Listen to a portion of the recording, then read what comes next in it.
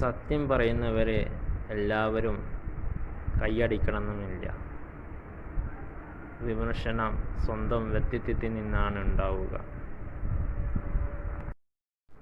ഒരു ദിവസം ഇമാം ഷാദൂലി റളിയല്ലാഹു അൻഹു ജനങ്ങൾക്കിടയിൽ സ്വാധീനവും സ്ഥാനവും കണ്ടപ്പോൾ ചില പണ്ഡിതന്മാർ അസൂയപ്പെട്ടു.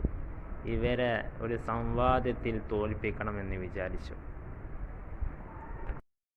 അങ്ങനെ പ്രശസ്ത പണ്ഡിതനായ ഇബ്നു ബറായുവിനെ മുന്നോട്ട് നിർത്തി ജനങ്ങളെല്ലാവരും ഒത്തുകൂടി അങ്ങനെ സംവാദം തുടങ്ങി. പക്ഷേ ഇമാം ഷാദൂലി റളിയല്ലാഹു അൻഹു സംസാരിക്കാൻ തുടങ്ങിയ നിമിഷം അവരുടെ അറിവും ആത്മീയതയും വിനയവും എല്ലാം കണ്ടു ജനങ്ങളാകെ അത്ഭുതപ്പെടുത്തി. ഇബ്നു ബറായുൻ നിശബ്ദനായി. അവസാനം അദ്ദേഹം പറഞ്ഞു, ഞാൻ അറിവുള്ള ആളെ കണ്ടിട്ടില്ല. ഞാൻ അള്ളാഹുവിൻ്റെ നൂറ് നിറഞ്ഞ ഒരാളെയാണ് ഞാൻ കണ്ടത്.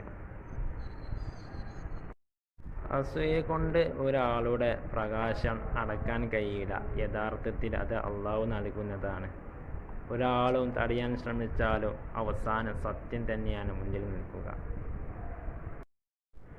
നിന്നെ ആളുകൾ വില കുറച്ച് കാണുന്നുണ്ടോ? ഒരിക്കലും നിന്റെ പരിശ്രമം നീ നിർത്തരുത്. അള്ളാഹു ഉദ്ദേശിക്കുന്നവരെ ഉയർത്തും തന്നെ ചെയ്യും. അവരൊരിക്കലും താഴ്ത്താൻ കഴിയുകയില്ല.